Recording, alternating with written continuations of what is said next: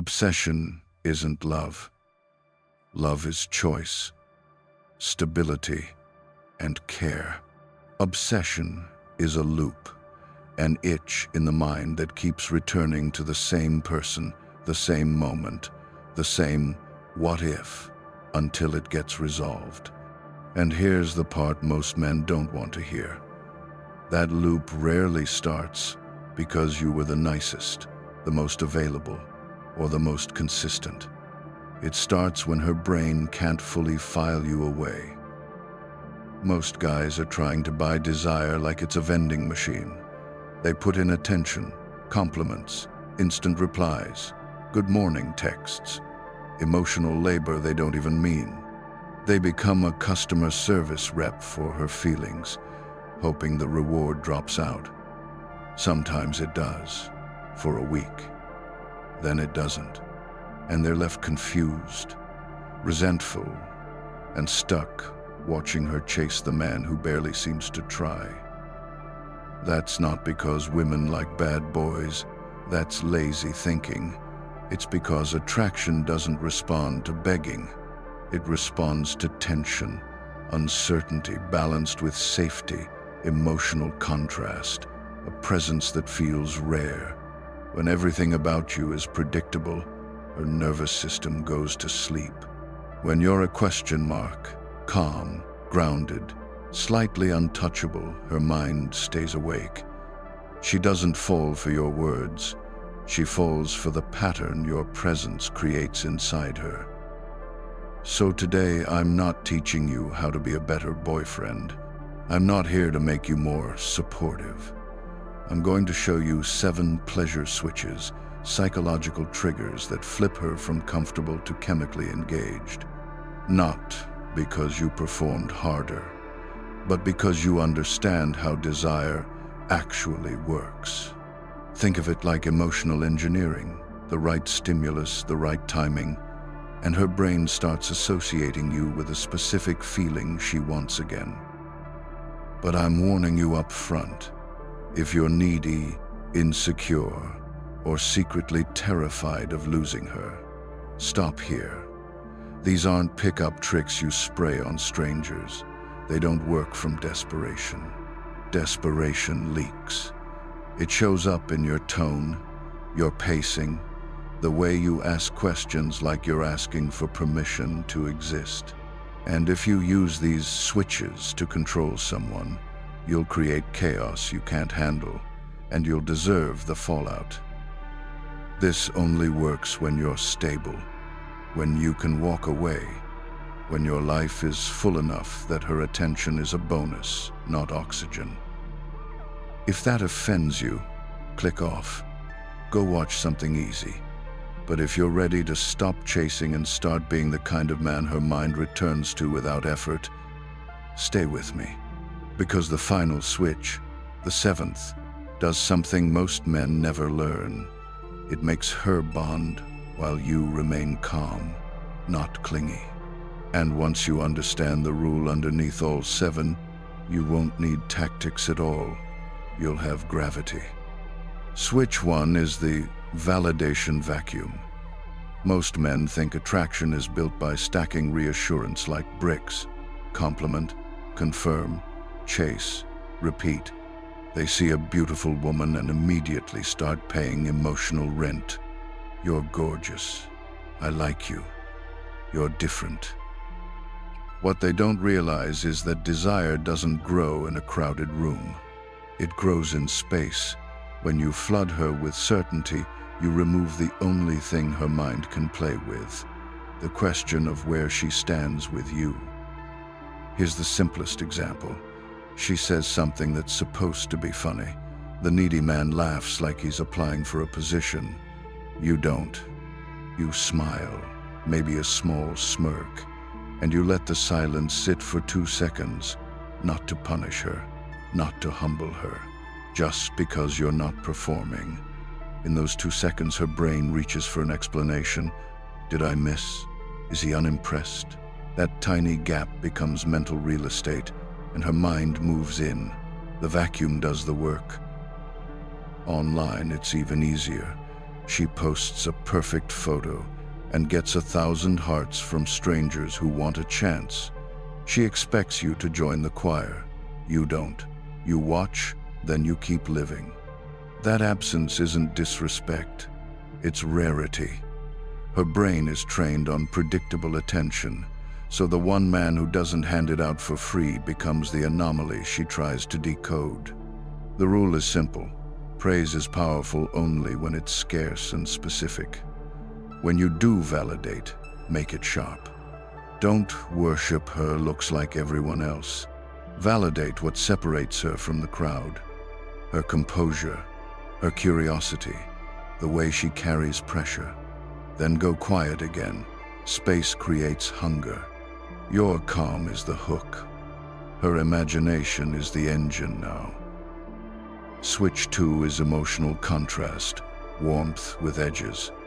Nice is flat, it's beige. It's safe in the way elevator music is safe. Women don't bond to beige, they bond to feeling. That doesn't mean chaos, it means controlled polarity.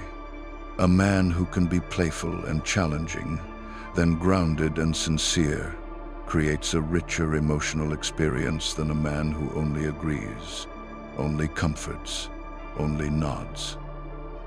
If she teases you, don't collapse into approval-seeking laughter. Tease back. If she tests you, so you're probably talking to a bunch of girls, don't rush to defend yourself like a suspect. Smile and say, maybe, but right now I'm here. Then shift into warmth when it matters. I like your energy. It's rare. That contrast hits because it's confident without begging. It tells her, you're safe with me, but you can't run me. No cruelty, no insults, no tantrums, just edges that prove you're not fragile. Switch 3 is micro-unpredictability, the ethical version of the slot machine effect. Toxic hot and cold is childish. Disappearing to make her chase when you have nothing going on is pathetic. But rhythm is powerful. A man with a mission isn't consistently available, not because he's playing games, but because his life has gravity. So give her presence when you're present. Be attentive. Lead the moment. Make her feel seen, then leave while the energy is still high. Don't linger until the conversation dies and you start begging it to live. Don't text all day to keep the connection on life support. Create anticipation through gaps filled by purpose. Training, work, progress, real life. One day you reply quickly because you're free. Another day you reply later because you're building. She doesn't feel ignored. She feels your time is directed, not demanded. The unpredictability isn't random, it's disciplined. And discipline is magnetic. If you want the line that makes this click, it's this: I'm not avoiding you, I'm choosing my time. That frame changes everything. She learns your attention isn't a faucet she can turn on. It's something you aim. And once she feels that, the chase starts automatically, because now she's not wondering if you like her. She's wondering how she keeps access to you. Switch 4 is the boundary. No. And this is where interest turns into respect. Most men think saying yes keeps the peace. In reality, constant yes signals fear. Fear of conflict, fear of disapproval, fear of losing her. Fear reads as weakness, and weakness kills desire. A calm no is power because it proves you have a center. It tells her you're guided by standards, not by her mood, her guilt trips, or her tests. Use the wall metaphor. Imagine a house with no walls. Anyone can walk in, walk out, take what they want, rearrange the furniture, and leave a mess. That doesn't feel free. It feels unsafe. Now imagine a house with strong walls and a solid door. You can't do anything you want, but what's inside feels protected. Women test boundaries the way a hand tests a railing. Not because they're malicious, but because their nervous system needs to know, is this man stable? When you say, no, I'm not available Friday, I can do Sunday afternoon, and you say it with a relaxed tone, you become dependable in a way that's rare. She might push once, let her. The wall doesn't argue, it holds. Switch 5 is future nostalgia, and it's one of the cleanest ways to stay in her mind without games. Most men live in the present like it's a waiting room. How was your day? What are you doing? When can I see you? That's logistics, not emotion. Future nostalgia plants a vivid scene, then leaves it alone long enough to grow. You're walking past a tiny coffee place and you say, this spot feels like a Saturday morning kind of place. You'd probably judge my order. Or you hear a song and say, this track belongs after a long drive. I'll take you somewhere with a view one day. Notice the frame. You're not asking for permission. You're not begging for a plan. You're projecting a shared experience with calm inevitability. Then you don't immediately chase it into existence. You let the image breathe. Now the world starts reminding her of you. Coffee smells, certain songs, a sunset view, even a joke she would normally forget becomes a trigger. She isn't missing you because you spammed her phone. She's missing you because her brain keeps bumping into you in real life. Switch 6 is pre-selection energy, and if you misunderstand this, you'll become cringe fast. Pre-selection is not bragging about women, not name-dropping exes, not performing I have options like a street magician. That's insecurity wearing cologne. Real pre-selection is quieter. It's the way people respond to you when you enter a room. It's your ease with strangers, your ability to lead a conversation, the respect you get from women who aren't trying to date you, the social momentum in your life. When she sees other women relax around you, smile around you, treat you like you belong, something flips. Her brain stops asking, is he safe? Because other women have already answered that question. Then a second question appears. If he's valuable, can I keep him? That isn't hatred or jealousy, it's basic economics. Scarcity creates value. Your attention becomes a lease, not a possession. She doesn't own it. She experiences it, and she knows it can be renewed or not, depending on how she shows up. And here's the hidden benefit. When you say no, paint futures, and move with social gravity, she relaxes. She doesn't have to manage you. She can just feel, without scanning for danger.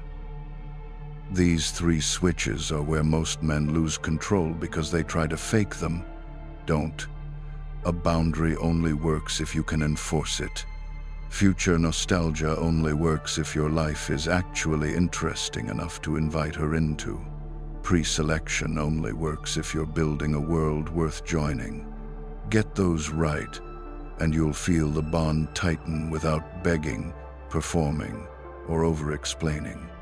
And that's exactly why Switch 7 locks it in, because it teaches you how to leave her mind wanting more while you stay calm enough to never chase the outcome. Switch 7 is the unfinished story, and it's the reason some people stay in your head long after the date ends. The human brain hates open loops. It wants closure the way lungs want oxygen. When something feels unfinished, your mind keeps returning to it, replaying it, trying to complete it. That's why cliffhangers work. That's why you remember the message you didn't get back more than the 10 you did. Not because you're weak, but because your brain is wired to resolve tension.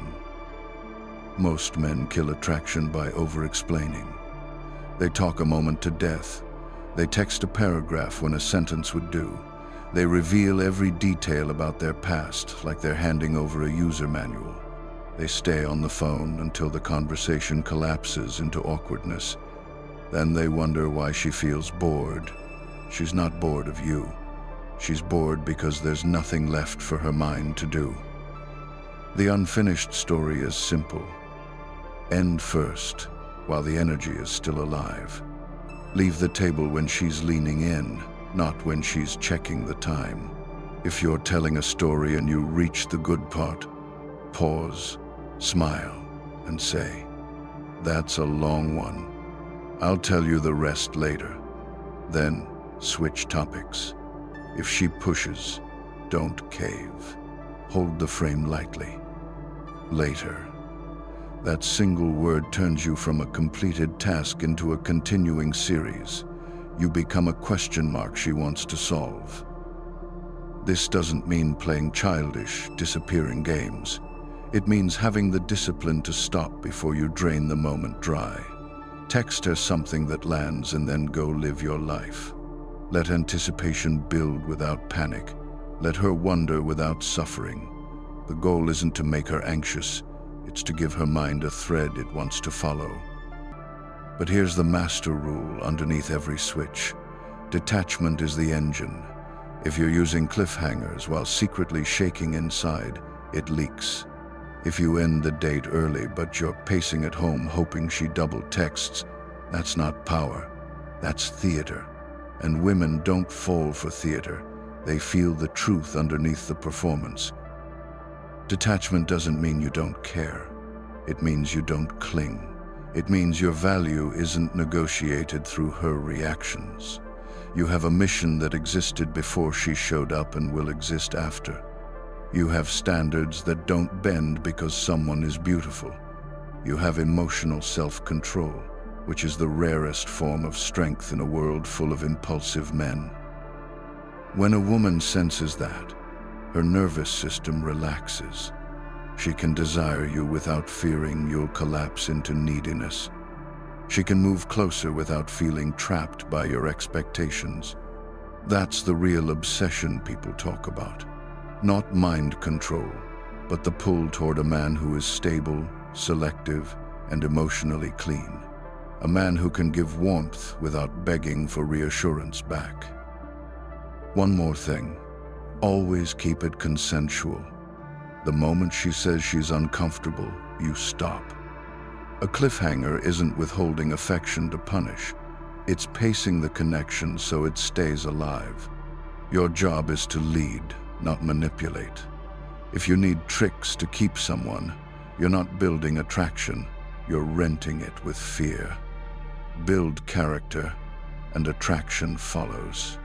And if she chooses to leave, let her. That's the test. So don't take all 7 switches and try to run them like a script. Pick one. Use it today.